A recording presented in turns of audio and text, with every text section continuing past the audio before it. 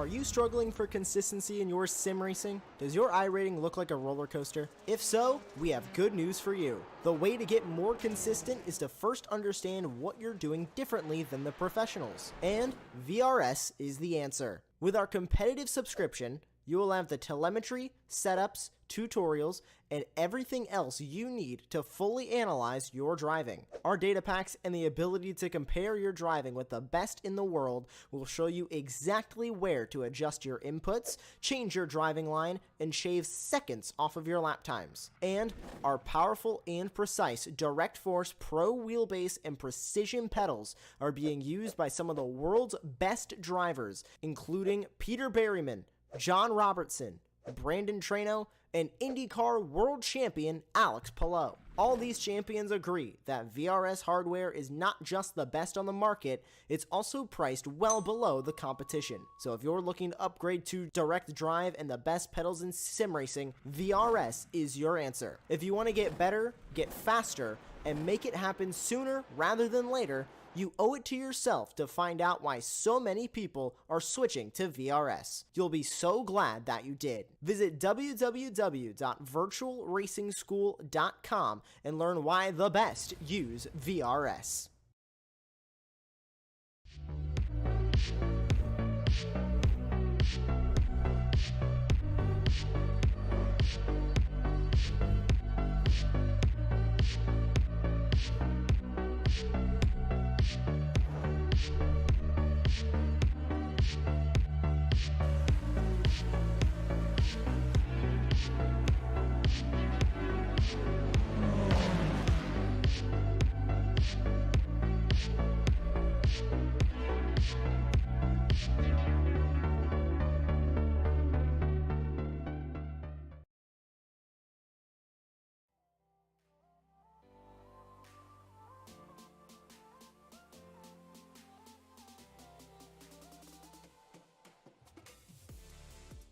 Good evening everyone and welcome live to Apex Racing TV for round 9 of the ARL Mazda Cup here at Spa.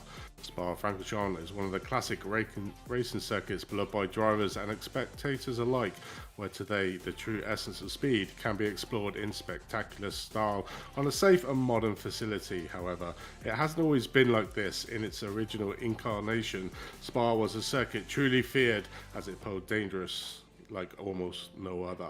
Fast straights, sweeping corners and unpredictable weather combined with creates the lethal combination, and too often did. However, due to the beauty of sim racing, we don't have to worry about any fatalities, just great racing that we will see out on track. Tonight we return to the 3 15-minute races with long straights and a wide track to promote overtaking. This will not be around to forget.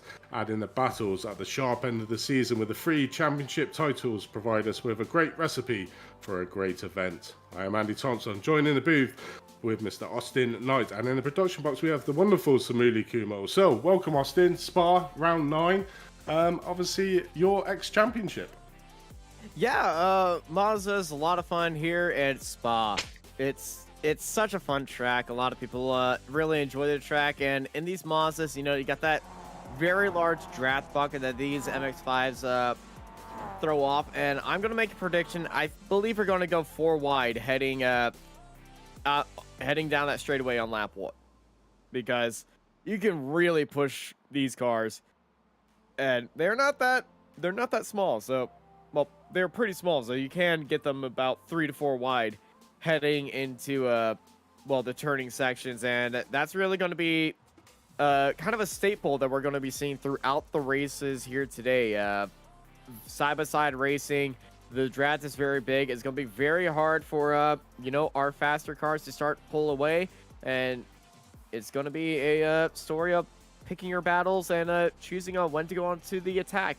As we're seeing here at qualifying, this is just like a mini race going on right now. Everybody's getting into the draft and nobody really wants to be leading. Yeah, definitely. Not normally a car we need to see. You can see, as soon as I said that, they just break on the outside line. I was like, nope, I'm in the lead. Okay, just going to set myself up right here.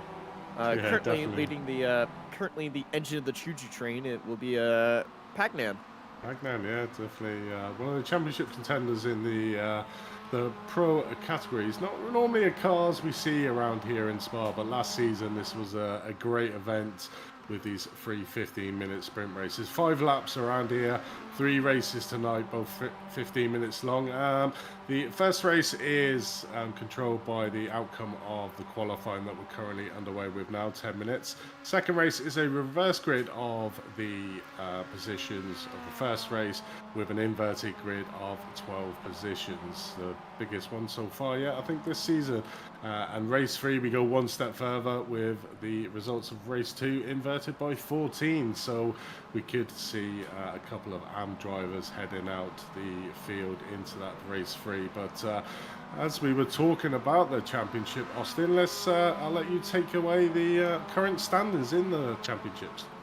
Yeah, championship standings. Roberto Ferrari currently sitting up like the real life Ferrari at the top of the championship. They're followed by Marcelo Pagnan and Premslav Martina in third place. Rizo Principato and Paul Hayden, followed by Ivan Pinocchio and Enrico Musumeci and Dan Skinner at the end of the 8 pro cars here in the ARL Mazda Cup. The Pro-Ams, Matteo Barloggio at the top of the championship order, followed by Jacob Zerdutsky, Bartosz KDZ, Christian Nepea, Artis Mantis. Usually I'm racing around these guys, so I don't have to say their names right. Thanks for putting me on the spot, Andy.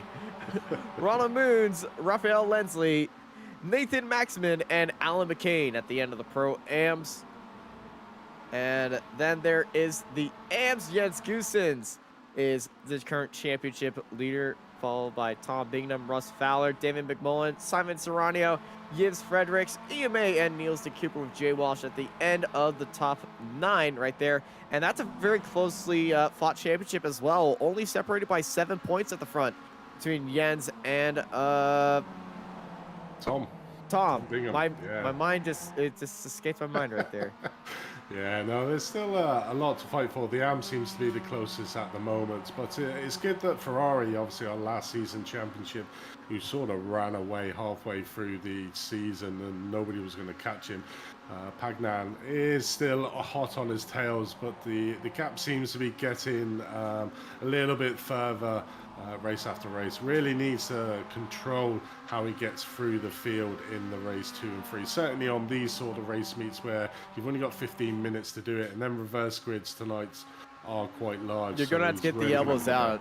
You're going to have to really get the elbows out, especially in these reverse grids. If Ferrari or Pagnam wins race 1, they're going to be put at the back and they're going to be put in the midfield. They're going to have to deal with a lot of craziness on that first lap to get themselves into that draft pocket, get themselves where they need to be, and then try to get themselves to the front and hopefully leave the other one in the dust. But race 2 and 3 are going to be very interesting for all the pro drivers, as pretty much all the pros, I don't want to say guarantee, but they're most likely going to be at the back of those in the midfield right there. You're going to have the AM drivers trying to get their way through there. You're going to have some of the Pro-Ams at the front of those reverse grids.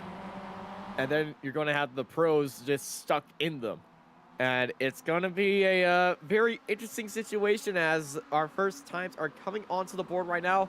Principato and Martina are at the very top. Martina currently sitting on provisional pole, as we can see the train of cars for Prince Martina's team right behind him. So he's going to be giving off a good draft right there. But you can see the time's pretty close by. Everybody's in kind of their own pack right now.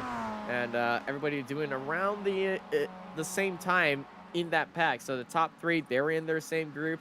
They did nearly identical time. Then there's Yamantis all the way down to Serrano. I know that they were all in the same group. And look at that. Yamantis and Tom Bingham separated by 1,000th of a second right there. Yeah, super close racing around here. I mean, this is probably one of the reasons why we chose this track. It's not normally one you would see the Mazdas go round, and the draft is so strong in these cars that it's not a real good opportunity for the drivers to get away like there has been in previous rounds. So it's really going to be down to the driver's skill. Obviously, the setups are exactly the same using the iRacing Advanced baseline setup for this series. First time we've used that setup. It's normally the basic one. So, you know, there's no advantage over setup, so it's purely down to driver skill, and this track is more about picking where you overtake the drivers rather than the driving skill. So it's all about where you're going to overtake, because it is going to be really hard to try and pull away, and we've seen it so many times. You know, drivers overtaken on the last lap, the second car then pips the first car because he's in the draft going into the final corners, and this is certainly one of them tracks that we will see that come to fruition again tonight. I'm pretty sure of that. But as we come into the last 2 minutes now of qualifying, and still quite a few pro drivers haven't made any lap times. We got Martina at the top with Principato in second, then we got the pro-am of Kedzia, Ziki and Yomantis in third, fourth and fifth, and then we got 4 AM drivers at the moment: Bingham, McMullen, Serrano, Fowler in ninth, and Moon's in the top 10. So still quite a few drivers, but that's probably the other thing, Austin. It's such a long track, so easy to get that sneaky little off track, and it puts pace to your lap, and with a limited amount of time, you've really got to make sure that you get that banker lap time in to then push on for the next one. Otherwise, you're chasing your tail. Yeah, that's what actually happened on the opening lap of qualifying. I noticed a few people get a little bit off tracks right there. I think we just saw an off track right there by Roberto Ferrari heading through Blanchimont. It got pretty wide right there. Now, I don't know if that will be an off track. I know Blanchimont's one of the lenient corners here on Spa, but he's still pushing like he has got that time. They're going to go across the line, and you can see how much of the time there is. And Ferrari did get in a time, but it's Musa Mecci, the one behind Ferrari, actually getting the advantage out of that, getting himself into second place. But it's still Martina at provisional pole by 5 thousandths of a second. Yeah, definitely super tight. There's probably around about 10 drivers that haven't registered a time here. Maybe will in the last couple 20 seconds of this qualifying, but and the penalties are low today, right? They are 20, so we can have 20 penalties before they get a drive through, and then I meant for pit lane starts. Oh yes, so there's only one pit lane start. That is Paul Hayden. So he is the only pit lane start for this race. So quite a few drivers not getting the time there, getting caught with pesky little off tracks. But we're just waiting out now for the drivers to get onto the grid, and we can take you through the grid. So I'll do that right now. So we have our pro driver Martina in pole position, Musa Mecci in second. Then we've got the top of the pro AM drivers, Napella there in third, Principato in fourth, Kedzia in fifth, Ziki in sixth, Roberto Ferrari in seventh. Not usual place we normally see him, but I'm pretty sure he'll make his way through before the end of the race. Pagnan, his main championship rival, just behind him there in eighth. And then we have our top AM driver, Damien McMullen, heads out of the field there. Germantis in 10th, Bingham in 11th, Jens Goosens in 12th. So the two main protagonists in the AM are side by side. Serrano in 13th, Fowler, Lesney, Moons, Niels de Cooper in 17th, Pete Shields, Alan McCain, Paul Hayden, your pro driver there in 20th place, and Ivan Pinocchio in 21st. Malagio in 22nd, East Friedrich and Tony Pierman in 24th. In 25th, we got Ian May, Mikkel Lees, Archie Thornhill, and Jay Walsh rounding out your field of 28 here today. Yeah, they're all lined up and getting ready to go. You know, Paul Hayden will be in the pit lane, so we're going to be 45 seconds until we get going. And it's always a little bit nerve-wracking when everybody except for one person is on the grid, and you're all lined up and waiting there, waiting for those lights to come on. And some of them are doing their pre-driver routine until the lights get on. Some of them are just, you know, gripped up there and getting themselves nerved up and hyped up for this one. But I could tell you, Musumeci and Martina will not be leading this race heading into lap 2. No, they probably I won't. I believe it's going to be Principato or Cristina Napella, and I feel like somebody in the second row is going to be getting the better draft out of them. Get the overtake. We're going to be seeing a crazy start right here. The 5 red lights. Well, hey, they're on. They're ready. And let's go racing as we're green here for the Apex Racing League Mazda Cup here at Spa. And it's a very good start by our front row right now. Currently looking at 3 and 4 wide in the background, heading into La Source right now. Primslaw is leading out in Mauricio, and Christian are top 3. Principato sitting in 4th place as they get through La Source very cleanly. And now everybody getting into a single file line, heading into the only El Rouge Radion complex going up the hill. And now this is where we're going to see a little bit of drivers. Ooh, getting a little bit shaky right there. That's Jens Goosens way off in the wall. Oh, big crash. Oh, chaos. Bad rejoin right there.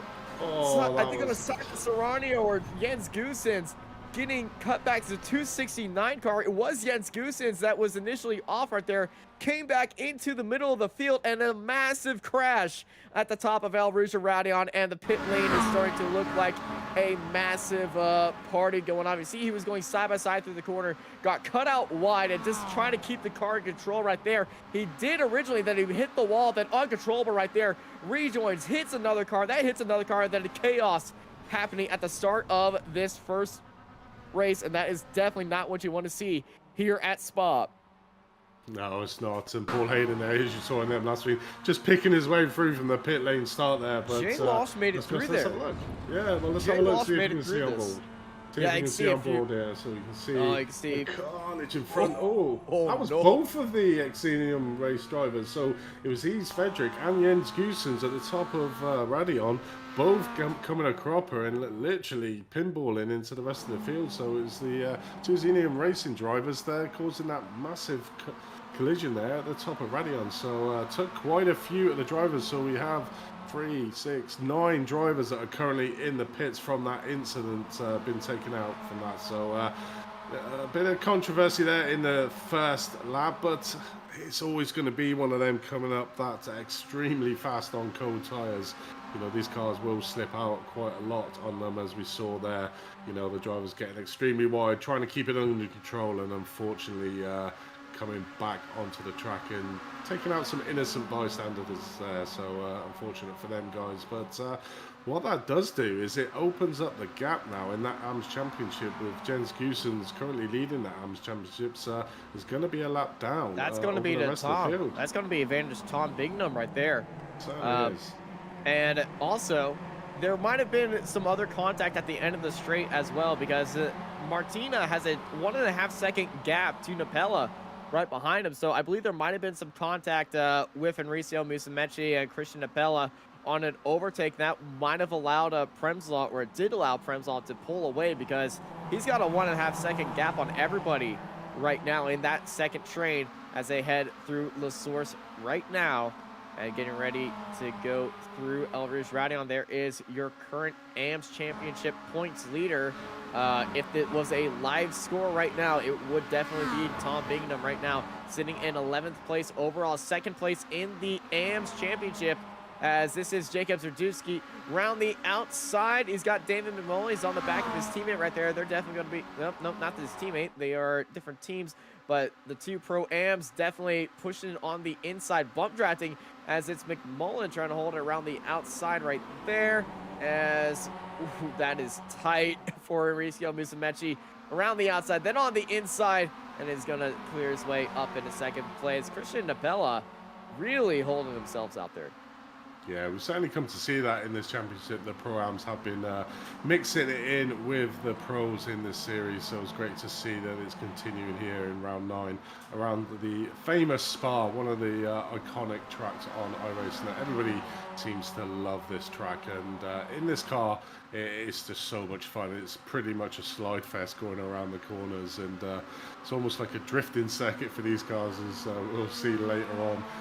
as they get into the final stages, how much the cars actually drift around these. But Ferrari there putting a lot of pressure on Napella there in third, trying to take him. Come up the inside there, should have that line done. But Napella has got an opportunity if he can keep the car alongside him, but no, yields it to Ferrari as they come down into Campus turn 14. So Ferrari moves up into third place. So Martina has made a cracking start at the front of this race, 1.3 seconds ahead. You don't normally see that around this. So like you said, there must have been an issue further back in the field with second place fighting with third that gave the opportunity for Martina to get away. But he's certainly come on strong in the second half of the series as Martina. You know, it's pretty, he didn't have the best of start to the series, and it would have certainly been challenging up the front with Ferrari and Pagnan, but certainly is showing his speed in this second half of the series as Martina for the Hyper Motorsport team.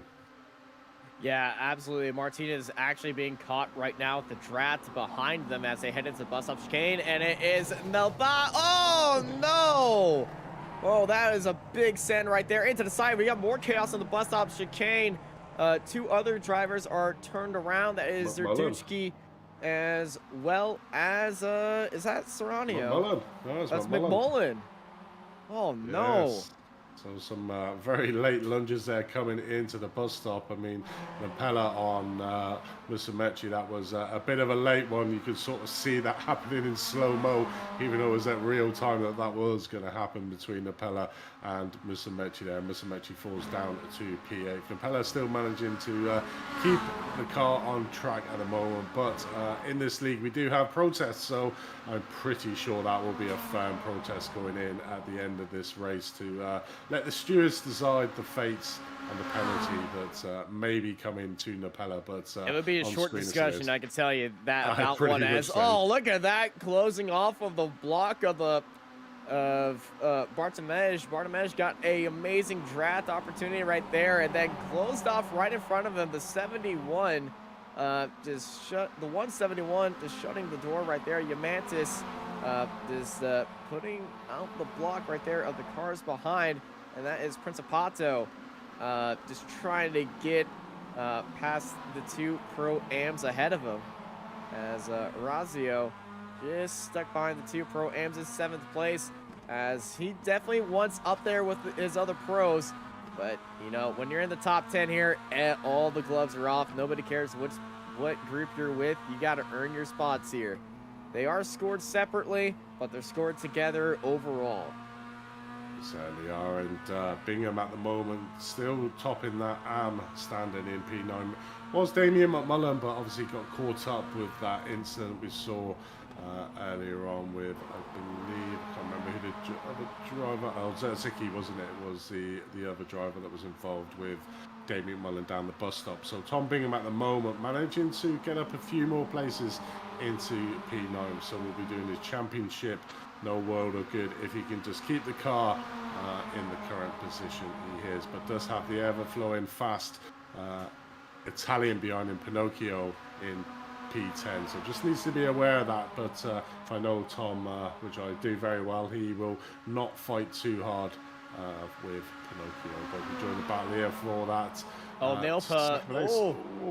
Oh, Nailpa almost looked down to the inside, heading through Blanchemont. It gets a little bit held up right there, looking down to the inside, getting elbows out, gets into the side of Canizia.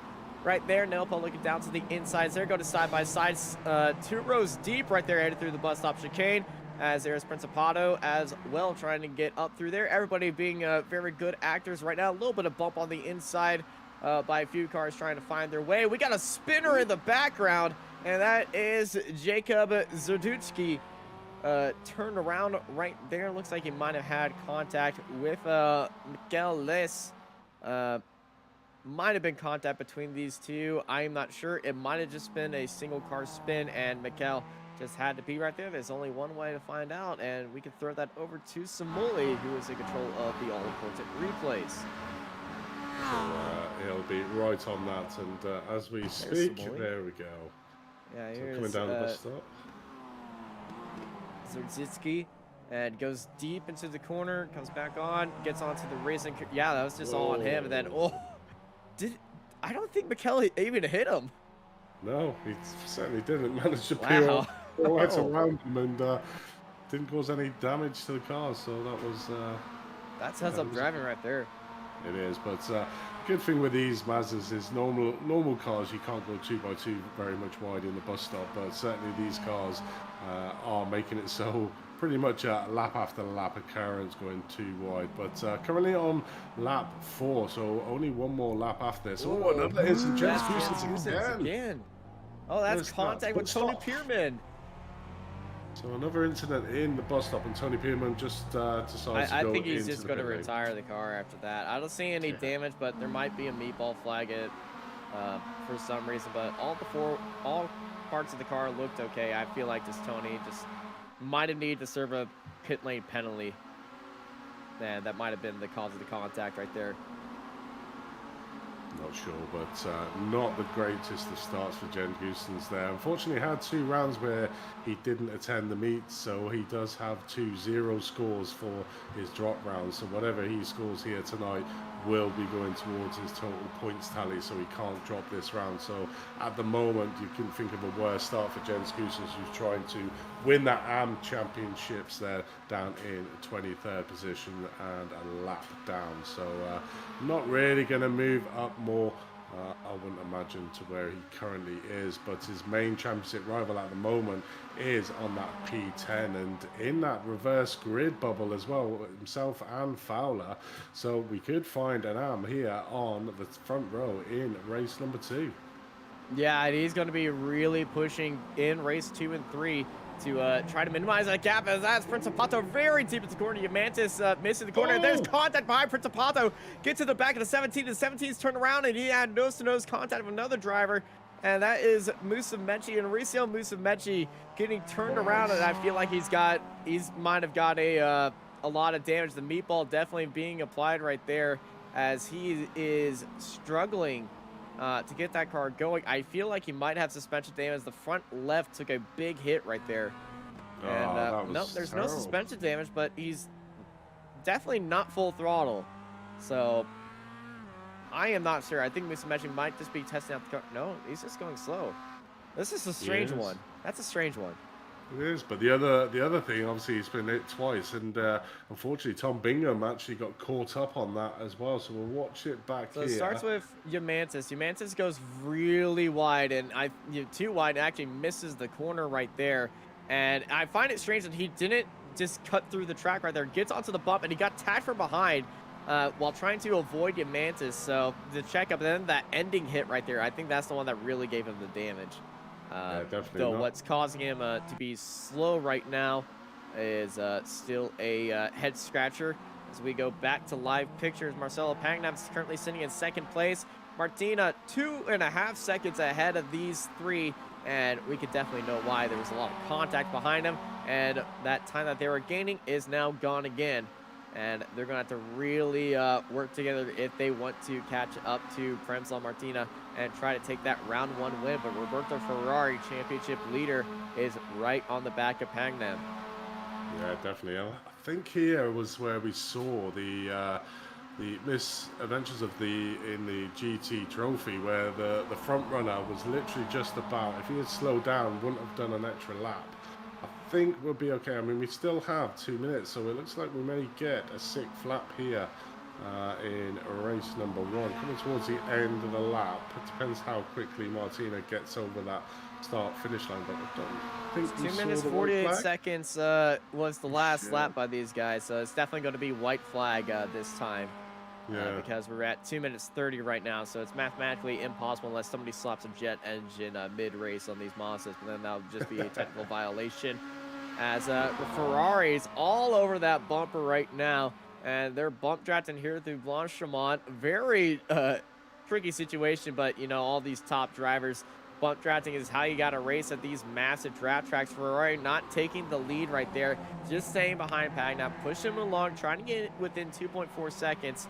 Or 2 seconds within Martina, and he doesn't want to lead heading into El Rouge Radion, because this is the last lap, white flag in the air, and you're gonna want that draft to get you up into 2nd place and use that. And speaking of this is absolutely crazy fight for top 5, 4 wide heading into La Source. A little bit squirrely on the brakes is the 127 of Nelpa. as they were looking down the inside. The background is getting all over the place, but now they're all funneling behind the 171 of Yamantis, the 89 going down to the inside. Ivan Pinocchio looking a little aggressive. They're going to go side by side through El Rouge Radion. This is going to get a little bit spicy. Everybody looking down to the inside, and now there is Pinocchio stuck on the outside right there. They're all getting under control right now. They don't have cold tires anymore, so they can definitely go through there side by side. Brilliant moves right now. And now they're all funneled in. And now who's going to have the draft up ahead, the fight for second place? It is Kazia looking down to the inside. 75 in the middle right there. It's going to be Pangnam in second place. And there's Ferrari getting the elbows out. And oh, Gadiza gets off into the grass right there. And behind them, Napella is leading out that fight. But he's got Pinocchio on the outside. Napella, Nailpa, and Pinocchio side by side. And also Yamantis trying to push Nailpa down to the inside. There goes Nailpa. A little bit of contact right there with Pinocchio. Pinocchio slots in ahead of Yamantis right there. And Nailpa leading out Pinocchio now in the fight for fifth.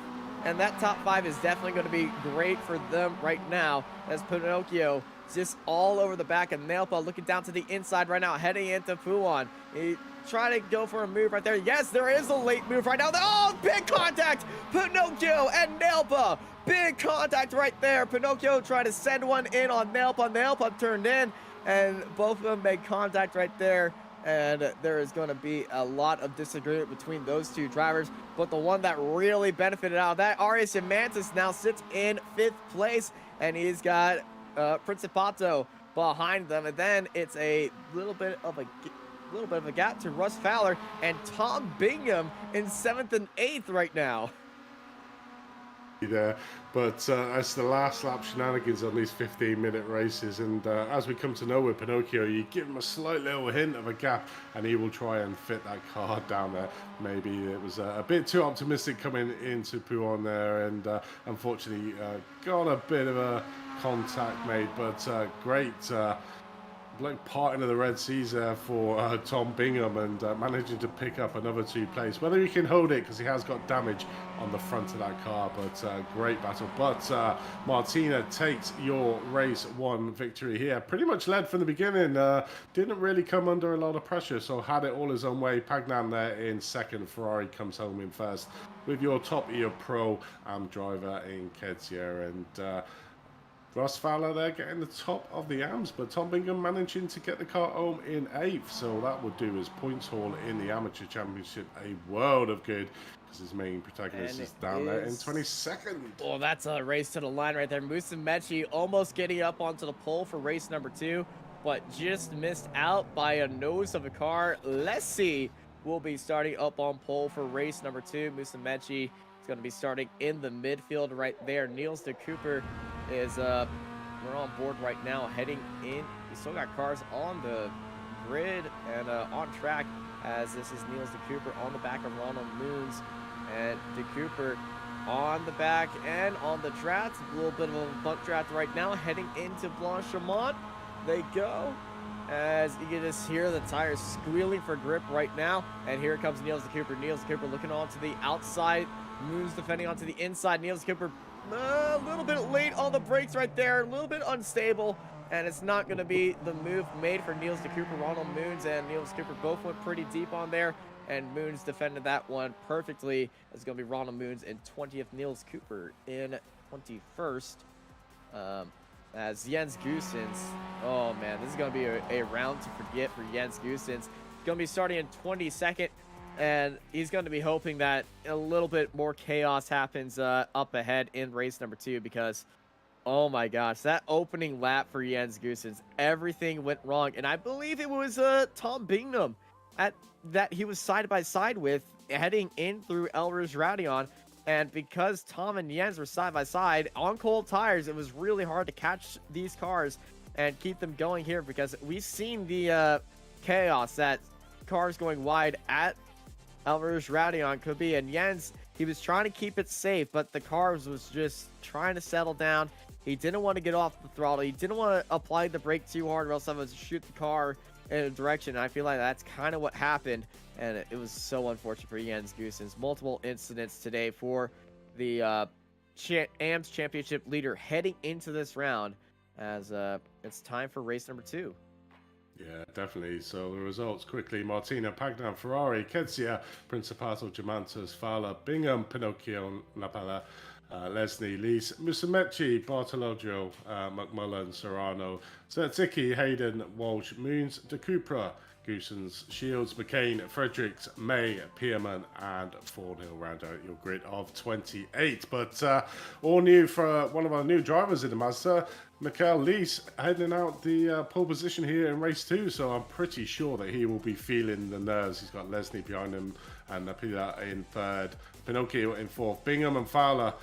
The AMs chasing him down in 5th and 6th. But then you've got all the pro drivers from 8th, 10th, 11th, 12th, and 13th going to be spicy. That's going to be spicy, that top 10 right now, because this opening lap's going to be pretty crazy. 500 lights, and we are gone right now. Great start by Mikael Lessie. Up ahead, leading out Lenzi and Nailpa. A little bit of contact already. Pinocchio getting a little bit of a side swiped right there. I think that was Nailpa that he got into already, heading into La Source. Drivers taking a very wide line, trying to maximize the speed, or just try to avoid chaos right now, as it's Pinocchio and Lenzi side by side, heading into Elridge Radion. Russ Fowler being overtaken by Tom Bingham right now, heading into Elridge Radion. A little bit of contact right now in the midfield, as cars are being thrown a little bit wide. I think we're going 5 wide right now. Whoa. Contact already. Russ Fowler in contact, and that is big contact right there, and more contact happening 2 times today. We've seen multiple contact and incidents on top of Al Rouge Radion, and that was Russ Fowler getting side by side, and that is not what you want to see right there. And that was just drivers trying to get into that draft already, and Roberto Ferrari gets tagged on the inside. Ferrari's around. I think he actually hit into the back end of Tom and just got his car bent off shape. Shunted. There was contact with another car on the inside, and he also hit the curb on the inside and car on the outside, and that really upset the car. Now, you could hit the curbs in these cars and still get along with it, but it looks like the car was already getting loose enough right now. But if you're Jens Gooses, this is exactly what you want to see. Chaos happening in front of you. There's spins are behind him. That's McCain around behind, as this is side by side for the lead, heading into Puan, Pinocchio, Nelpa, Lessie, and Lessie side by side. 4 wide, and there's contact. Nelpa getting tagged from behind by Lessie, and he gets pushed out just a little bit wide, but that sets him up onto the inside right now on the inside of Lenzi, as Pinocchio is saying, yeah, y'all just fight behind me. I'm going to go win this race. 1.7 seconds, just like we saw in the first race right now, but there is 17 cars nose to tail right now, heading into the double right-handers, as they are side by side and carrying on the speed. Tom Bingham holding his own right there. He's leading the he's not leading the AMS race right now. That is Lessie up there in 5th place with Tom Bingham. He is surrounded by the sharks of the series. 3 wide through, heading into Blanchimont. They're going back there, and they're still, there's contact. Oh no, Tom Bingham. He's got into that crash. Bingham's involved in there. Jens Goosens, I think Goosens made it through there. And that is Pagnam involved in there. So our 2 championship overall leaders, massive involvement right there. That was Tom Bingham stuck onto the in the middle of there. Pagnam on the inside. Tom's on the middle, and Pagnam just crosses over, not expecting Tom to be there, and he just comes across and takes out another driver and 4 more as well. And I feel like the blame will be on Pagnam, just trying to get enough space for the corner, but you know, you're 3 wide, you got to stay in your line, and he definitely did not. And we're going to be ending the first lap with a bountiful of 4 cars, 5 cars in the pit lane. Yeah, definitely wasn't as bad as the top of Rouge and Radion in race 1, but certainly throughout that lap, the casualties came more and more that went back to that pit lane. So we only had Serrano at the top of Radion there. Who's that? That's Nielsen Cooper. Nielsen Cooper, so bit of contact. Be interesting to see if we could see what happened there. And here we go. So there is Cooper on the inside. Cooper's really lined up for that inside line, cuts across the grass right there, and just catches I feel like they were fighting. I feel like they were fighting over the same part of the track. Cooper really tried to squeeze that, expecting. Oh, we got contact at the top of the at the end of the straight. That is Pierman and May. Wow, it's all kicking off here in race number 2, as we always normally come to see. It's normally the calm before the storm before race 3, where the pin really gets pulled on that hand grenade, but certainly making the little bit early some of the drivers here today. And that's probably some of the things with the reverse grid. It throws an extra element for the faster drivers behind it. They need to really watch and pick their spaces, because some of the pro and the AM drivers, or the Pro-Am and the AM drivers in front of them, may not be as fast as them, so they need to pick and make sure that they don't hit the cars off in front, and unfortunately not really giving the space there. We've seen quite a few incidents, as we can see in the timing tower now.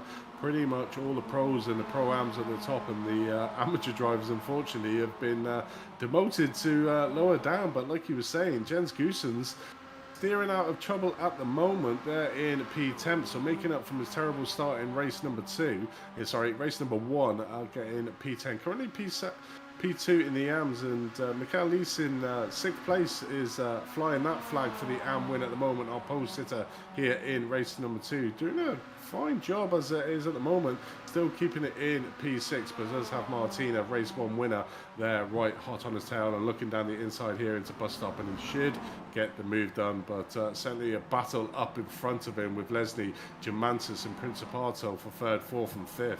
Oh, Goossens really wild on that inside line, trying to get the overtake on Paul Hayden or Zidguchki, as it almost got collected on the exit of the corner by Roberto Moons or Barlogo, but I think it was Moons who was a little bit wild through the exit of that corner, and he's just dropped to the back of this 5-car pack.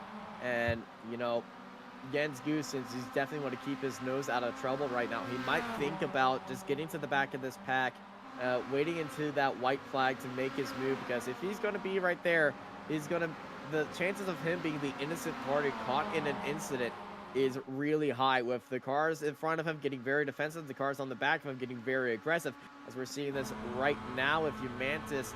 Let's right on board of Martina. Just looking on the outside line, 3 wide ahead of him. Is that side by side? That's Principato sending it down to the inside, but he's sent too much. He's off into the grass now. Martina is going to be rejoining the track right in front of Martina. Martina getting a little bit right there, but here comes Leslie up to the inside of Martina. Leslie with the, well, no holds barred moves right there, getting ahead of Martina. Martina really, cautious through there, as Principato was extremely aggressive, missed his braking point, or I guess just didn't want to go through that corner 3 wide and just needed it through that corner. Is absolutely a massive send right there. It was a little bit reminiscent of Kevin Magnussen in that Haas this weekend. Yeah, definitely was. I mean, he was no way going to stop for that corner, but like you said, didn't want to be 3 wide coming into that turn at the end of the Camel Straight. Could have caused even more carnage. Luckily, his rejoin didn't compromise any of the other drivers there, or managing to give him the room to let him rejoin, but did lose 3 places in the throw of that rather ambitious move, and that promotes Leslie up to 6th place at the moment. So he's doing a sterling job, the top AM driver. So we've got 14 grid, reverse grid for race 3. So currently being held by Bingham at the moment there in 14th. And look at Ferrari. He was at the back of this grid and has already made his way up to P13. Really on damage limitations at the moment, but is in a good place at the moment if it was to end here for that race number 3. So not Nelpa. all lost. Nelpa is fighting for the lead on the back of Pinocchio. Nelpa looked down the inside, just selling a fake right there. And Pinocchio not buying any of that sell right now, as that is Leslie. Well, that is Leslie missing the corner right there. Big lockup right there. Rejoins the track to avoid getting the... oh, Jens Goossens gets turned around by the 166. Of Zerdutsky, and Jens Goossens, oh my gosh, he's trying to clutch spin that thing around, and that has allowed Tom Bingham to regain the championship lead, even farthering his lead right now on Jens Goossens, and that is so unfortunate right there for Jens. His little tap behind through the bus stop chicane, as he's going to be side by side. There's the 166 of Jakub Zerdutsky, as they're side by side, and just it might have been squeezed over the bump just a little bit and then pushed out wide right there. And then it was him trying to get that car turned around. That's causing a lot of problems right there. Now the fight for the lead by Pinocchio. If you can't see Nailpa, well, Nailpa's buried his nose in that gearbox so perfectly that it's kind of hidden his profile right there, as he's not fighting for that lead right there, as that is Martina sending it around the outside, making the corner this time, and leading out Martina. Principato makes that move, as it is Martina, Yamantis, and Lessie, that 4-car fight for 3rd place right now, and they really need to work together. If they work together, they can definitely catch Nailpa and Pinocchio, because they're working together and they're not finding each other. And, you know, in my experience, if you start working together, you aren't going to be slowing each other down with massive fights. But with these drivers knowing that they got a 3rd race going on, they're going to be fighting with each other. And we know Nailpa. Nailpa's can get kind of aggressive at times. And definitely. And we saw that. I do think you called it earlier on, actually, that Goosen's just needed to be at the back of that group, keep himself nice and clean. You pretty much called it, and unfortunately didn't hear your words in the commentary box, and unfortunately got tapped around. So that was pretty much him put down to P15th, and to make matters worse, obviously getting spun around and then kicking back on. But certainly a battle here for that top 3rd space, and I think you're right. If they work together, they probably could bridge a gap up to Napala there in P number 2, but you know as well as I do in this. Yeah, you know as well as I do in these. It's easier to work together in a group of 2 cars than a group of 4 cars, because obviously somebody's going to feel like they're faster, and they want to show that. We're seeing that right now, side by side, heading to Blanchimont. Martina on the inside right there, and Aris Diamantis, he's on the back. He's going to try to get this fight going, as there's contact right there, a little bit of bump and rub. Principato and Martina side by side. Diamantis getting onto the brakes pretty early. They're side by side 2 rows deep. The 144 of Lenzi as well, wanting a little bit of that action, but that's going to be slowing this group down. And, you know, Diamantis, Jens Goosens, he could definitely take my advice. He doesn't need to take my advice. He was beating me fairly in the championship before I just stopped showing up. And you know, he could do whatever you want, but you know, sometimes playing it safe is probably the best part, especially in this 15-minute rounds. In the 25-minute and the hour rounds, you gotta definitely push as hard as you can. But in these 15 minutes, everybody's aggression is turned up to the max. They're gonna have to get the elbows out. You have to go for these moves. And if you're the AMs and the pros, it is definite. Oh, there's big contact right there by, is that Bargalo? Zeki and Means, I believe, that was behind there on Barcelona. 124, yeah, it was Mateo. Is on the inside, heading up into El Rouge Radion, as this is 3-4 wide, heading at the end of the straightaway, as that's a 13 that was getting pretty squirrely right there. That is Prince on Martina. Just trying to go down the inside right there, a little bit of contact, but yeah, that going back to what we were talking about when that fight for 11th right there, he was going up El Rouge Radion, hit that inside curve, got offset, and had to lean on the other car to stay straight. And luckily that didn't occur into a bigger crash, and the 3rd crash of the day at El Rouge Radion. And luckily enough, that is that they kept on going right now. That separated this group. We got a 5-car fight for 3rd, now being led by Principato, Yamantis, Martia, Lensley, and Paul Hayden at the back of this group. Yeah, it definitely is. It's seen little tiny pockets up here. You can see the 2 groups on screen now. So this group currently watching is the battle for 3rd place. Principato seems to be doing a really good job. Obviously, we saw Martina trying to sneak his way up down the Camel Straight, but Principato just cutting off his nose there right at the end. So doing a great job. But like you said, you don't really want to be the front runner in certainly a long train that we've got here. And Paul Hayden has join the back of this train now. It's going to be a white flag. So it certainly is. So last lap shootout for these guys to take the last position, because these 2 at the moment seem to be working quite well together. But now Lepa there in 2nd place, just glued to the back. I'm gonna expect Nailpa to start studying a move right now, heading into the bus stop chicane. He's going to continue with his current strategy right there. But Nailpa, if he wants to win this race, he doesn't want to make the move out of El Rouge Radion. But if you're in this group, you definitely want to be making that move right there. So you see contact through bus stop chicane. That's where the move's going to need to be made at the end of this race in the fight for third place. White flag in the air right now. Let's ride on board Martia. Just all over the bumper of Paul Hayden, sending Paul Hayden wide around the outside right there.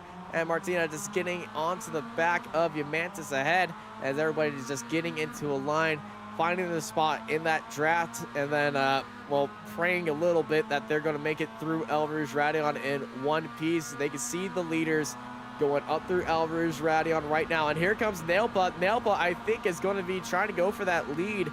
That gap has gone underneath a 1/10 of a second. So he's all up in that bumper.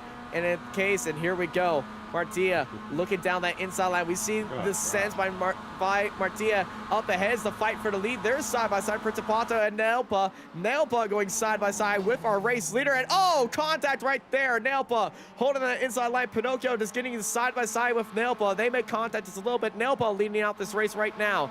I don't know if that was the best move by Nailpa. I would say wait towards the bus stop chicane and then count your chickens until they hatch right there. Nailpa going wide. He's letting Pinocchio by, as right behind him is Yamantis leading out Hayden and Martia. And is there side by side Hayden and Martia getting a little bit of RJ Barja right there, giving a little push and a shove and might push him, might bring in a steel chair very soon if we're getting into wrestling terms right now as our leaders head into Puan the fight for third. 1, 2, 3, 4, 5 cars. Nose to tail right now. They're getting all settled in for that village run. They got the slow, they have a slow car of Pagnam leading out this group. Nailpa all over the back of Pinocchio. Nailpa could definitely use this draft to his advantage heading into the bus stop chicane. And this is where his best chance will be because there's no chance for Pinocchio to retake that move back after Blanchemont.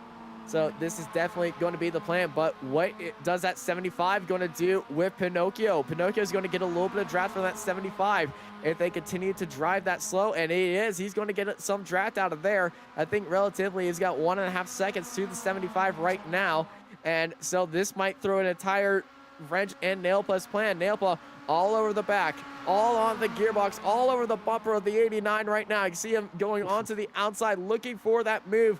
Heading into Blanchemont. Now Pinocchio is going to be glued onto that inside line. Nailpa, this is it. This is the moment. He needs to go onto that outside line, but there's that lapped car. They're going to go side by side, pushed out wide. Pinocchio defending down to that inside line. Nailpa couldn't send it around the outside, and he's going to try to switch back right there, but it's not going to work. Nailpa is going to finish second. Pinocchio is going to take the win, and it's Martia. Oh, around Chaos. Chaos. They're all stopped and glued into each other. They're stuck right there. Martia's going to take third. Yamantis is in fourth. Lessie finishes in fifth.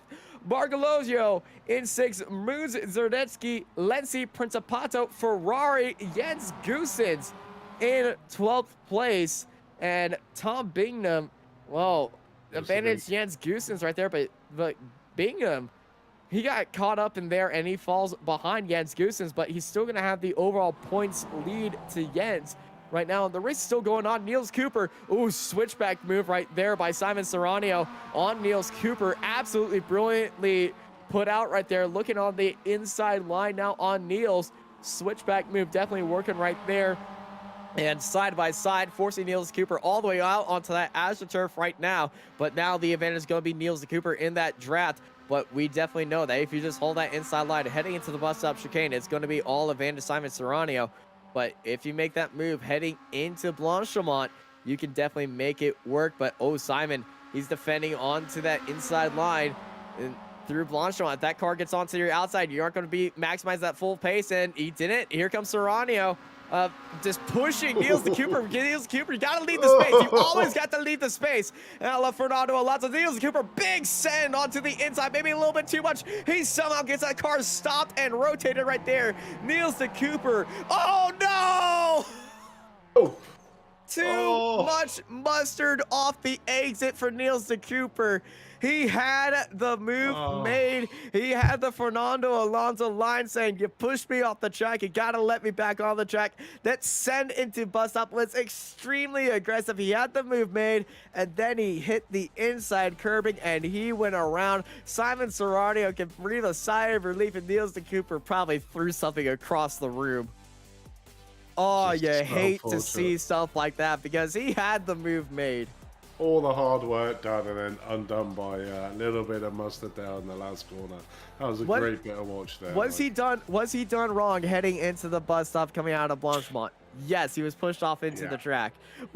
Does he have a right to be upset? Yes. Though, I feel like that spin was all on him. Yeah, it certainly was. I don't think there was contact. No, I don't think there was. I think it was a little bit too much, just trying to make sure he got that position. You know, but great bit of tail racing that went on there, like between Niels Cooper and Simeon Serrano.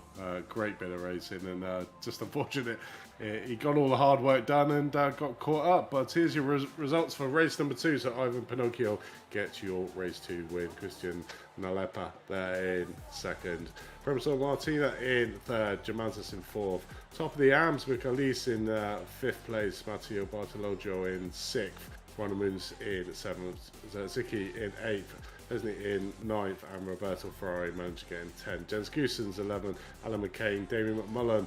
Tom Bingham manages to secure his pole position. Luckily for him, getting in the last position before Jay Walsh in 15th. Lee Shields, Orizio Principato in 17th. Ian May 18th, Paul Hayden 19th, Russ Fowler in 20th, Kedzia 21st, Serrano, Musumeci, De Cooper, Pierman, 4-0, Pagnan and Fredericks round out your field. So some last lap shenanigans going on there. They cost a few thingies. Principato being one of them, you know, was well up there fighting for that 3rd place overall, and then suddenly just drops down the field to behind the reverse grid. So not the best for him. But just so we can catch our breath, we'll have a quick message from one of our sponsors before we head towards the 3rd and final race here around Spa. See you soon.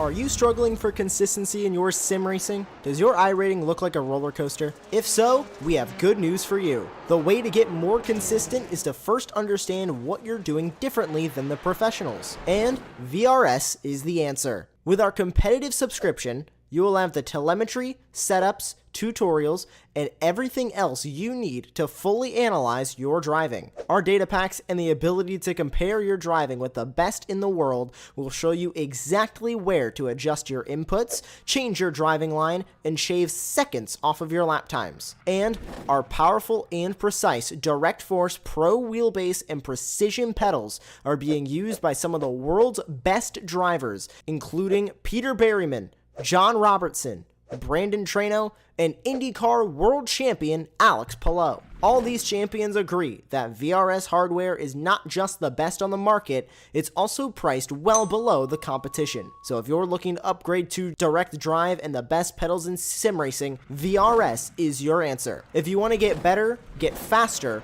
and make it happen sooner rather than later, you owe it to yourself to find out why so many people are switching to VRS. You'll be so glad that you did. Visit www.virtualracingschool.com and learn why the best use VRS.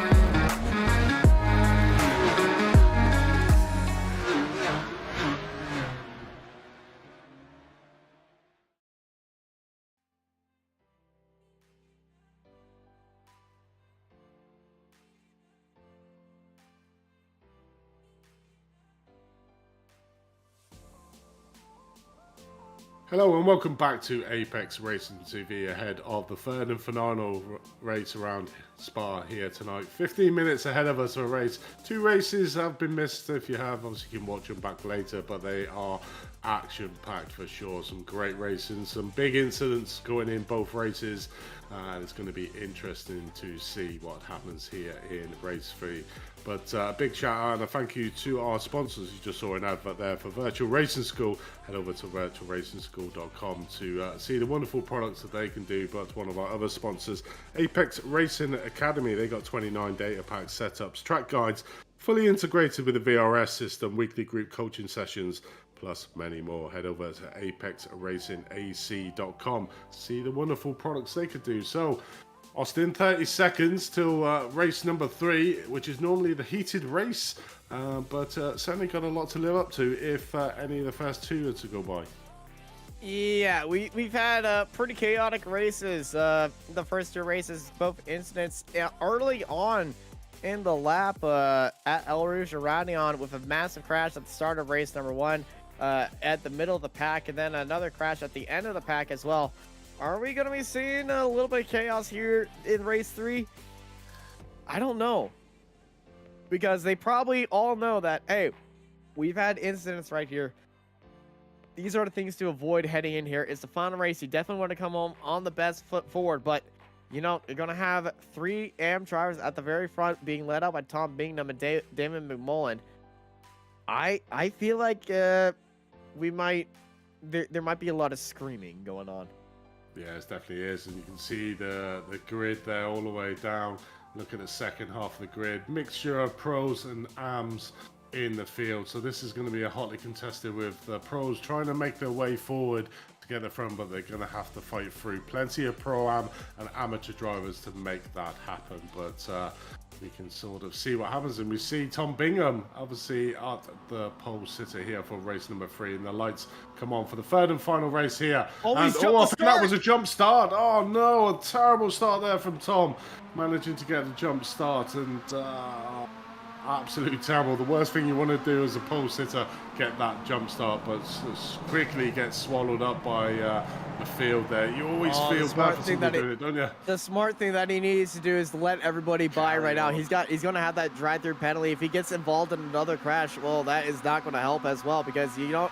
If you do the drive-through penalty, you can't really do it if you're going to be damaged. That is Jens Goosens leading it out right now. Gets a little bit aggressive underneath the curbs as here comes Roberto Ferrari getting side by side. We have cars getting pretty wild right now as the cars searching immediately for that move at the end. And yeah, we are clean through El Rouge and Radion right there with everybody using their minds right now. But now look at this. The cars looking down to the inside of every inside of the inside of the inside of the insides. We're 5 wide mid-corner. Midfield right now, as that is Roberto Ferrari leading it down to the inside. Jens Goosens right behind. See Matteo Bargillo stuck behind Tom Bingham. Bingham with that false start will be having a drive-through penalty. Is right behind the 171 of Yamantis side by side and just nearly drifting around it. Oh, Yamantis goes a little bit deep, gets into the back of Martia. Martia gets pushed off and shunted out right there, as they are, well, they're beached right now in the runoff area, as there is more chaos happening around, but everybody is just finding their space. And crash in the background. That is Pagnam around. Oh no. Pyramid, Tony Pyramid was the one that was involved. The one that was turned around right there. We have more contact, and this is Mikel Lis. Oh, that's slow car through Puwan. Everybody's going around the outside. Rejoin, bad rejoin right there. 3 cars off into the wall. That is Lee Shields, Michael Lis, and Keziga. Yeah, that is Keziga, and almost getting into Tony Pierman right there. And it's always chaos. And we have more chaos. Slow cars. Russ Fowler's around, almost reversing into the racing line right in front of other cars. So tense when you get spun on the opening lap. You definitely want to be trying to get back those spots, but you don't want to do it in front of everybody else, because if you do that, well, that's going to be a giant incident, and it's all going to be caused by you. Certainly, the trials and tribulations of the 3:15-minute race. Oh my gosh! That was Matteo Bellagio, and I think that was Moons. Ronald Moons. Yeah, Ronald Moons. Oh, no, Moons that was just down the inside, and he just hooked. I think he just got his wheel on the front of the nose right there, and then is trying to cut across, and then, well, that just bounced up the car and shot him across right there. And, Moons dropping to the inside of the track. I feel like just sort of a slowdown penalty when here is side-by-side fight. EMA is on the inside. And look at Mr. Menchie in one lap, up 13 spots. Just keeping it nice and clean, is it? I might have spoke too soon. Oh, Mr. Menchie, I think he's leading in that 17. Yeah, he's in that 17. Yeah, he's clear. At the front, He's clear of this chaos of whatever's going on right now. But May and Lenzi and Principato getting very aggressive between each other sideways. Oh my gosh, I think my heart is pounding out of my chest right now. I'm not sure if that is the action on the track or this is ridiculous. I mean, why would you go 2x2 wide up on Rouge and Rado, and you know these cars slide out, so you're just playing That's with why. it. Aliens. Playing with it. Chaos. Aliens. Just absolute, just going with whatever you feel like right now. It's race 3. You got to do what you want to be the best that you are right now. And oh man, all these drivers are really putting it on the line. The final race of the day. Hey, it's the final race of the day. You go for it here. You don't have a car to look out for at the end of the day. You want to go harder. You got to go home in these MX-5s, especially in these 3 15-minute races. You certainly do. And currently, Pagnan not having the best of races, and unfortunately will be losing even more ground. Ferrari currently there in P1, Pagnan in P15. Paul Hayden in race 2, he didn't really do a lot. But Paul Hayden just looking at the inside of Ian May. I think Ian's just been pushed out wide, and Pagnam just trying to follow through. That's beautiful by Pagnam. He's got that line right there, but all around the outside, held by Ian May. Ian May now Potato Nation down the inside. Oh, big contact right there. And that shot Paul Hayden wide just a little bit, but Hayden, he's still right in there. And if you get Paul Hayden on your tail, he's going to let you know that he's there, and he's not going to be happy about that. Trust me, I've been ahead of Paul Hayden at Imola last season, and it's a nasty situation. It certainly is, but Ian just mixing it up there with the pro drivers around him from the Potato Nation team. Potato Nation team, as they know to be known as, I think, full of Irishmen over there. As Paul Hayden there, just managing to get past May just as we leave him, but joining the battle here for second place, Jacobs Zicki in second. Goossens trying to just recover some of the lost points that he would have had over Tom Bingham, but Tom not done his drive-through. Was that him going in? Tom. Yes, yep, that was Tom doing his drive-through. I think he might have thought you were going to clear it. Yeah. Sorry, Tom. I know you're fighting for a championship. You're going to have to earn it. Yeah, it certainly is, but not the best of things. It's a self-imposed, really, a jump start for Bingham in pole position for race number 3, and unfortunately down to P20. Oh, chaos at La Source! Oh. That was Paul Hayden trying to go around the outside of Ian May, and Ian May throwing him a sack of potatoes right there and sending him around. Oh, no, those two having a right bit of ding-dong in the last 2 laps, so... yeah, that's gonna. That one's gonna. I can definitely see Paul Hayden arguing about that one with a protest for that. But you know, I feel like Ian May might have been on the inside, and Paul just tried to turn it in. Here's Niels Cooper looking on the outside right now of Ian May. They're going to go 3 wide, almost 3 wide right now. Here's Ian on the outside. He's got Pangnam on the inside. Ian May. Oh, he's not clear. Oh, contact right behind Niels Cooper. Gets off into the grass. Gets all settled down. Cars defending, looking out to the inside.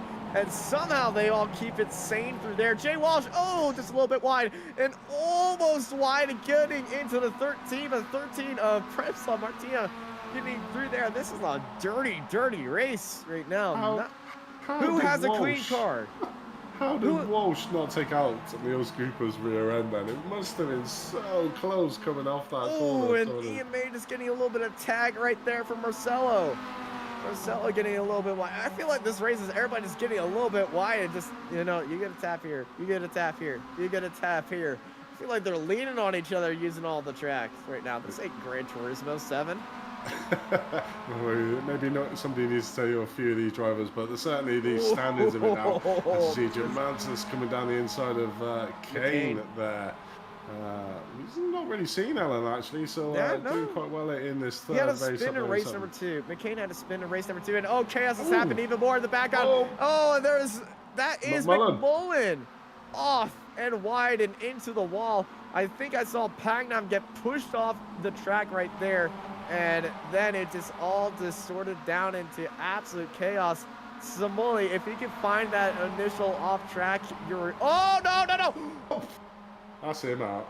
Well, that That's is a man dead. I mean, leading the head of that race, and then all of a sudden, right at the bottom, and then getting unceremoniously put into the wall and torn back to the pit. So day to forget. So this certainly will be one of Pagnan's drop rounds here, but certainly lots of fighting there. J Walsh going extremely wide. Oh, this Leslie is slow by the cut him up with, 144. That Fredericks. is that's Jens Frederick taking a very ambitious inside line onto the inside of Rafael Lenzi was bouncing through Blanchimont, and Fredericks had an amazing run. It's just positioning of the car, trying to swing it onto the through the grass right there. Say rallycross.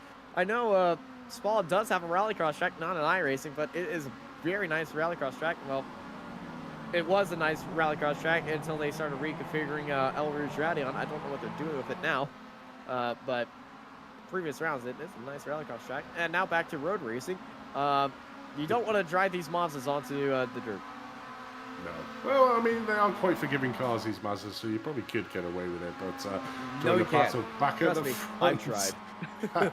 So Zicky Wright stuck onto the bumper of Ferrari in first place, and Jens Goosen's making up for a terrible first couple of races in the first. Here we go. I feel like every time we see these cars go side by side, I'm either gasping or I'm really excited for something. But that's really well defended by Yamantis. Yeah, it is the anticipation. It takes it forever to get up to a quarter. So yeah, it just builds and builds and builds and builds. I'm a very anxious person, as you can see. Nobody would tell, Austin. Nobody would tell.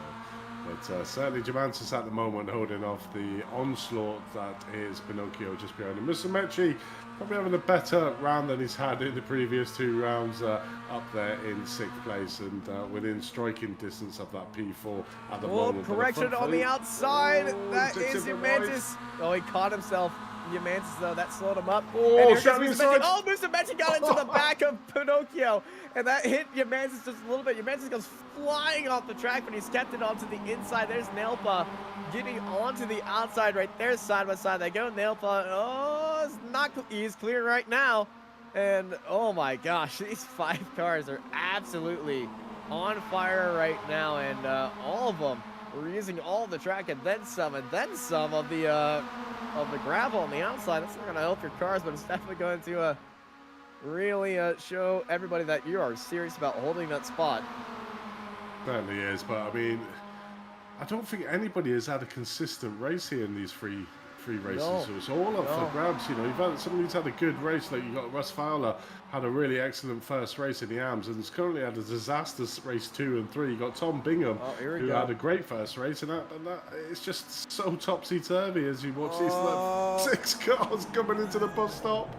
There's a little bit of contact, a little bit of rubbing right there. Nailpa taking a very advantage outside line, then down to the inside, able to get that into the third in line. Yamantis now actually had to go off the track just a little bit, try to maximize the speed on Nailpa, try to swing it around right there. But Nailpa had the draft, and oh my gosh, there's a car park happening right now. And oh, chaos happening off the exit right there. Fredericks. Yeah, McMullen. I feel like that was McMullen and Fredericks. One of them was already spun mid-corner and jumped it around the curb and into that line, and neither of them giving an inch of space right now. And that is going to be a big send by Fredericks. And oh! What? Fredericks, the corner is right, not left. Left. It's left. It's right, not left. He turned left. He turned left. Well, he thought it was left, obviously, clearly. I mean, that was a very strange movie just Well, somebody is going to be banned at the end of this round if what I'm thinking has happened. That was so super strange, but okay, let's move on to the front of this race. And so Ziki managing to get the race win at the race pole number 1 position over Ferrari, who's demoted down to 2nd. So probably not used to that. Jens Goosen's just sat at the back here in the prime location, really, for him. He just needs to keep that 3rd place, secure it, just keep up with these two. If these two continue battling each other, he may get another position free of charge. So just needs to keep his car where he's at the moment. He's in the perfect position to neutralise the points that Tom Bingham made. But look, Ferrari coming down here into Guan, just taking that inside line.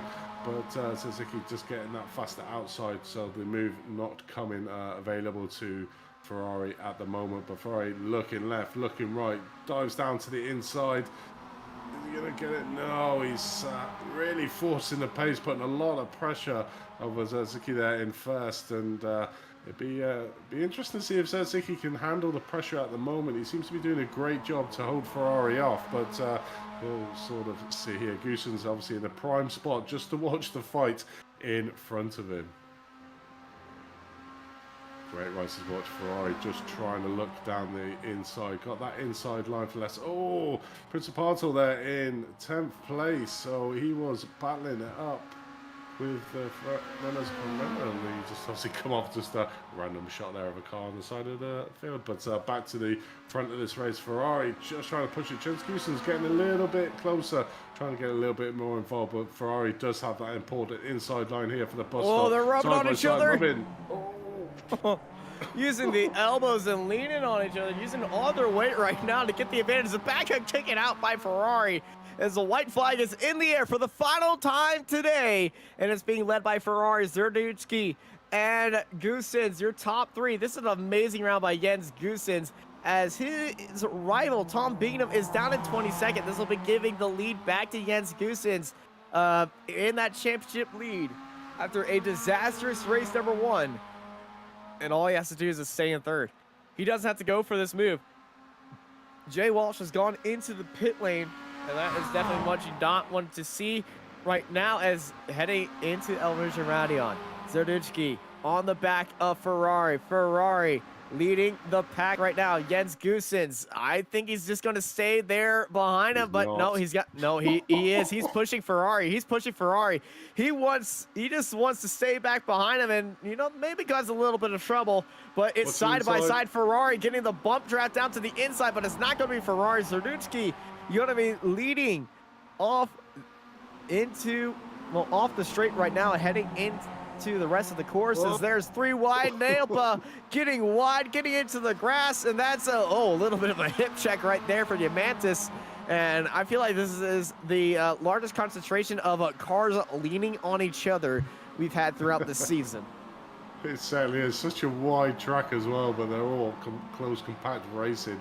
Hey, sometimes the widest tracks make up for the most narrowest of racing. They certainly do, but it's been action-packed. But we join the front battle again. Zerzycki, I don't think he's won a race here in the Mazda Cup this season, so it'd be a great victory if he can hold off the effervescent Ferrari in second place. He's in that optimal position at the moment to lead the race. Goossens in that optimal. Goossens, I would say, is in that optimum position because if Ferrari makes that move and messes it up, that will be Jens Goossens, amateur championship leader, live amateur championship leader, winning this race overall. And currently right now, we have one of each class in the top three right now. And the pro is not leading. Then here we go. Ferrari shooting onto the outside. That's a little bit early by Ferrari. Zerduchki side by side there. A little bit of a bump right there by Ferrari. Zerduchki now. He's going to have the draft heading into Blanchimont. Here comes Jens Goossens. They're bumping and banging. Zerduchki is going to get pushed out wide right before Blanchimont. They go side by side. Zerduchki and Ferrari leaning on each other. Zerduchki's got that inside line. Ferrari's got that middle line. Here comes Jens Goossens. Goossens, I think he's going to have to back off right now. Zerduchki, early turn-in by Ferrari. He's going to go for that switchback move right now. Zerduchki defending onto the inside, and Ferrari's got his nose down to the inside, but is it going to happen? It's going to be a drag race right there. It's going to be Ferrari by a nose. The final corner right there by Roberto Ferrari. Switchback move expertly made right there. Zerduchki tried to defend it off, and I don't know how close that was, but I'm going to go out on a limb and say by a millisecond.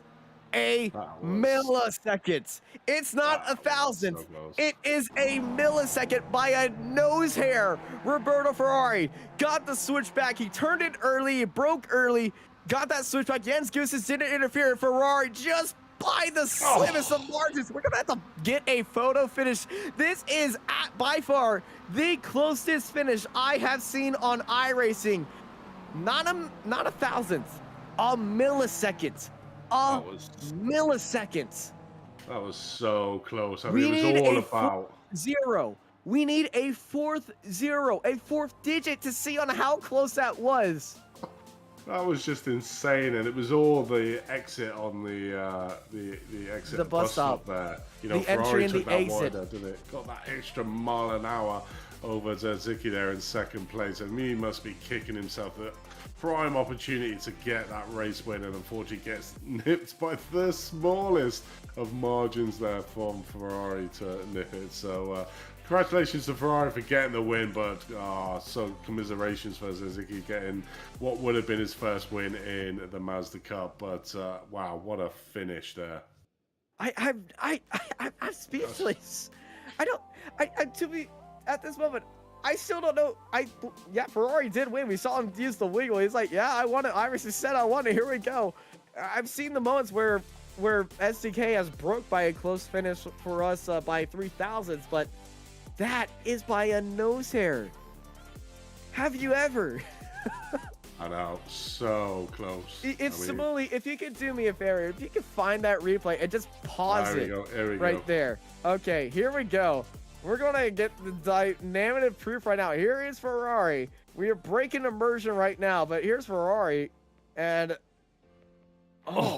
you can't tell. You can't tell. That is just so close. It is unreal. I mean, yeah. You'll be kicking yourself for losing that one, wouldn't you? But, yeah. I mean, losing it by that margin as well. Literally a hair. You know, I feel like if you lose it by that margin, you're just like, well, I gave it everything. It's not much more you're going to give. And, Roberto Ferrari, we know, is an extremely fast driver. Nope, it says Zerdutski won. Oh! No one knows. No one knows. It's iRacing. Literally saying I'm looking at iRacing. time. I'm looking at iRacing saying Ferrari won. We got Zerdutski winning in SDK. You know how we settle this? Can we bring them both into the voice chat? Can we just have them do rock, paper, scissors? I mean, there you can see it's literally nothing. Like I said, millisecond, seen. and why I'm freaking out. I have never seen a millisecond finish, and we just witnessed a millisecond finish. We certainly did, as you can see there. First place will go to Zeki and Ferrari. I think they both deserve the win after that one. Jens Goosen. Okay, iRacing is now saying Zerdutski won. Yeah, he is. Oh, wow. It's too close to call. It's going to be interesting. So, iRacing overrules SDK. So, Zeki is your winner according to iRacing for race number 3. So, the first time the Pro-Am driver has won a race for Roberto Ferrari. Well, we can't even tell what the difference is because it doesn't tell us. Nose hair. Second, a nose hair for second. James Goosen's top of the arms there in third place. Enrico Musumeci fourth. Germantis in fifth. Appella in sixth. McCain seventh. Moons in eighth. Martina in ninth. Paul Hayden in 10th. Simeon Serrano in 11th. Your second place. Maurizio Principato in 12th. Russ Fowler managing to get third in the AMS overall in 13th. Kensia in 14th. Pierman. Bingham just managing to get back to P16 after that terrible jump start in race number 3, but managed to pick himself up back up to P16. So might get a few points to close the gap in that AMS. These Shields in 17th, Damien Mullen in 18th, Pinocchio, Melogio, Leslie Walsh, DeCooper May, Fredericks, Pagnam, what a round to forget for him, Michaelis in 27th, and Archie Thornhill rounding out your top 28 for here at race 3, which has seen the closest finish I've ever seen in an iRacing race. I just looked at the post-race results in iRacing. You know the results ready for the hosted event. You know how it usually says the interval? They are so close. iRacing didn't give them an interval. It was insane, but I've never seen that before. I mean, wow. iRacing Top 10, hit me up. I got a race for you. It certainly is. That's one for promos, that's for sure. But we've got quite a few drivers in the interview waiting area, and as it's your first and probably your last one for this season, Austin, who do you want to have a chat with? All these have had a great day, but I'm gonna have to say Tom Bingham because he started up on pole this race and it didn't work out well. But Tom, and the other two races, you came in at a 7-point disadvantage to Jens Goossens. And when you saw that giant crash at the start of race number 1, what was going through your mind? And then what was going through your mind when you saw Jens was involved in that? Jumping up and down for joy, pretty much.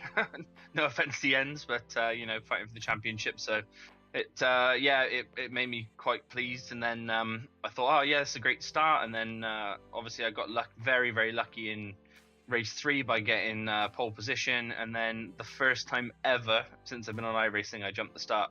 First time ever. So pretty. I guess myself. I guess you're jumping up a little bit too much up and down that you jumped off the clutch. Yeah, basically. Well, normally I apply a little pressure to the upshift. So I normally apply a tiny bit of pressure, so when the light goes green, I've obviously got a little bit of pressure on it already. But this time I put a bit of pressure on the upshift, and it just went click, and that was it. So. Oh no. Yeah. You try to make it pixel perfect right there, then you sneezed. Yeah, basically. Yeah. Yeah.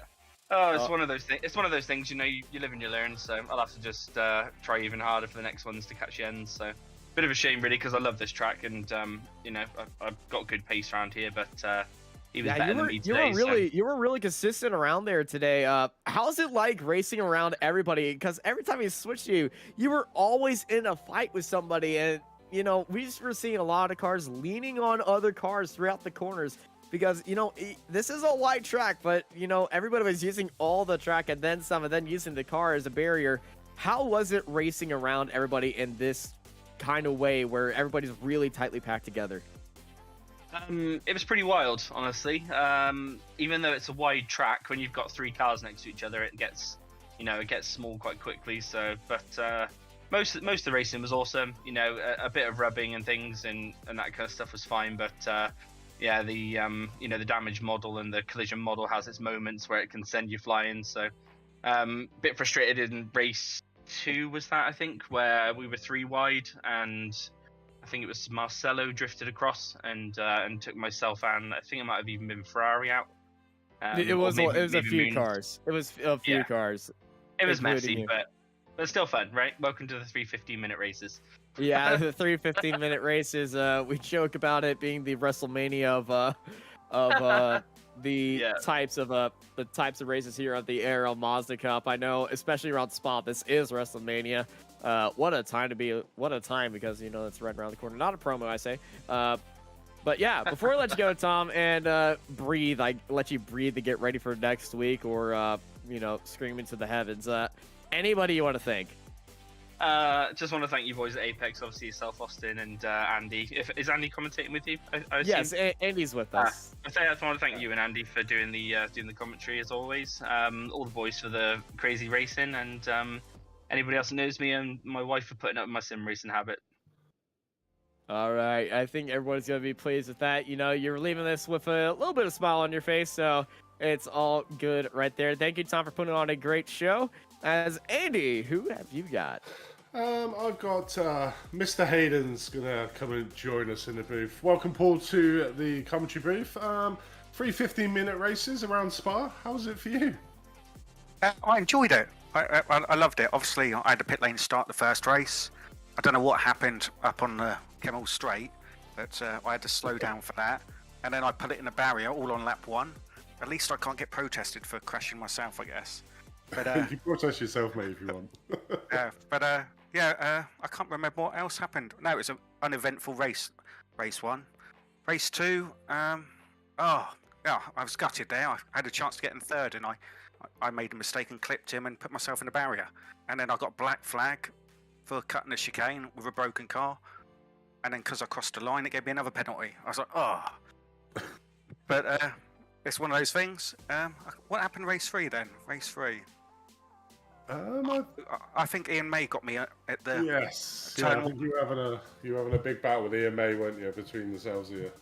Yeah, but all of them was good. I love the way you do 3 15 minutes, so people are going to get a pit lane start for the 1 hour race.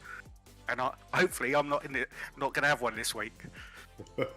Well, I mean, that's a carnage of these 3 15-minute races, isn't it? You never know what's going to happen, and you can have the exhilaration of getting a really great result for the first race, but the next 2 races could go bad. But likewise, if you have a bad first race, there's always 2 opportunities to do better. For me, it seemed like a lot of carnage that race. I don't know if that was more than normal for a 3 15 minutes. There was lots of action, shall we say that, and I'm sure the protest guy, whoever that may be, will be a very busy man on this circuit. It does seem to be, but no, I mean we've got Montreal next, an hour-long race again. How are you looking forward to that one? It'd be nice to do an hour-long race. I haven't done much of the track, but I'm sure I'll put some practice in before next week, and hopefully I'll get a bit more points than I did this week. Yeah, definitely. Well, Paul, thanks for joining us in the booth. Anyone you'd like to give a shout out before we let you go, mate? Obviously, my teammate that was with me, and also my teammate who's probably on the beach in Mexico, having a drink. Cheers, Dan. Missing you. See you next week. Yeah, pretty much there. So well done, Paul, and we look forward to seeing you next week. And Austin, probably got time for one more quick interview. Who would you like to have a go with? Oh, that is one of the hardest questions. Damien McMullen, him and I go way back. And so let's talk to Damien McMullen. Damien, how was your day today? Terrible. Terrible. Oh, do you want to elaborate on how terrible, or do you just don't want to? Perfect. Race 3, shambles. Absolute shambles. How was, well, there, I know you're racing for Formula Nonsense right there. I feel like the end of your team name might just disqualify. It was nonsense here. Yeah, it's a curse. It's a curse. So, I think you got through all the opening lap incidents. Walk us through that. Walk us through the opening laps. Well, in race 3, where do you want me to start, though? From the start line. Oh, God, start line. I saw Tom in front of me, and I was like, okay, let's go. And next minute, I see Tom jumping, and I went, oh, no! I jumped too, but I think my clutch let go at the green flag just dropped, so it was absolutely perfect timing. And I was like, I'm waiting for the black flag to come up and say, you had to go do your pit drive. I was like, no.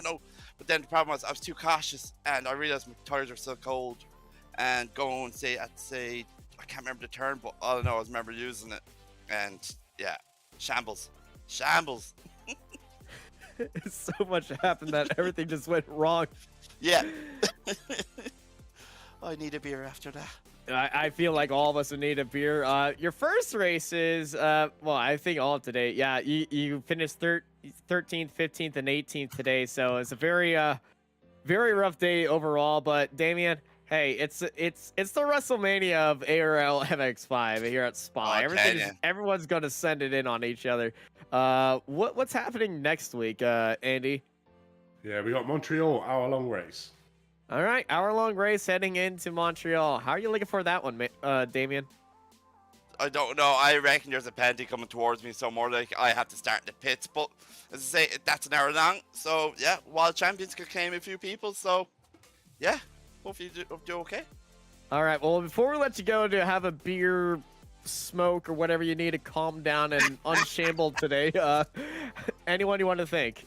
I want to thank my team, Formula Nonsense, the lads in Apex, for running an absolute brilliant championship, and yeah, to everyone else that tunes in, hello. All right. Well, thank you for showing up, and well, hopefully next race is not a lot of shambles. Andy, well, hey, it's at the end of the day.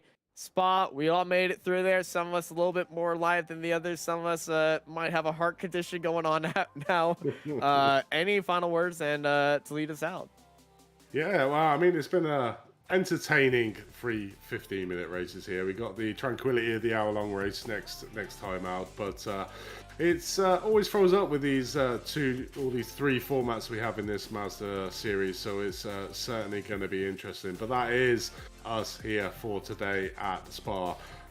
One more chaotic 3 15-minute races left to go in this series, so that's gonna throw up some more spiciness, as you would say, Austin, in this. But please, if you've liked the broadcast, give us that thumbs up on YouTube, and think about subscribing to us and clicking the bell to get all the wonderful series that we do provide here on Apex Racing TV. Pretty much series every night and every car catered for on here. If you fancy getting involved and fancy joining us on the grid, then head over to apexracingleague.com. Plenty of series to come on. There's a new F3 series coming up, a GT3 trophy series starting on the 29th, so get yourself into that. Or you could come and join us here with the Masters Cup for the last 3 rounds of this championship.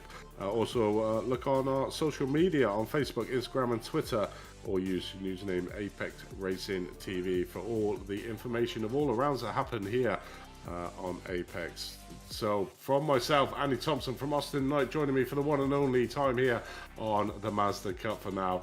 And in our production box, we have the wonderful Samuli Kumar. We look forward to seeing you at Montreal next week for the hour-long race. But from Spa here tonight, we bid you fair night. Good night.